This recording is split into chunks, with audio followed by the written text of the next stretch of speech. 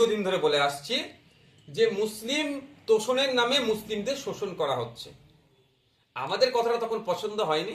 রাজ্যের প্রাক্তন মন্ত্রী, বর্তমান ডেবরার বিধায়ক ডক্টর হুমায়ুন কবির সাহেব বলেছেন, এবং আমাদেরকে সাথে এটাও অতীব দুঃখের সাথে বলতে হচ্ছে, আমাদের রাজ্যের যিনি মুখ্যমন্ত্রী তিনি বলেছিলেন যে গরু দুধ দেয় তার লাথি খেতে হয়। কিন্তু দুর্ভাগ্যের বিষয়, শুধুমাত্র ভোটার হিসাবেই রাজ্যের হেভি সংখ্যার মুসলমান সেদিনের স্বপ্ন দেখিয়ে ক্ষমতায় এসেছিলেন, দেশ জুড়ে সেন্ট্রাল এসেছেন, কিন্তু আজকে দিন দেখাতে ব্যর্থ হয়েছে। রসুনের দাম 400, নিত্য প্রয়োজনীয় জিনিসের দাম বেড়ে যাচ্ছে, বেকারত্বের সংখ্যা বেড়ে যাচ্ছে, ক্ষুধার্তের সংখ্যা বেড়ে যাচ্ছে, সব জায়গায় ফেল হচ্ছে।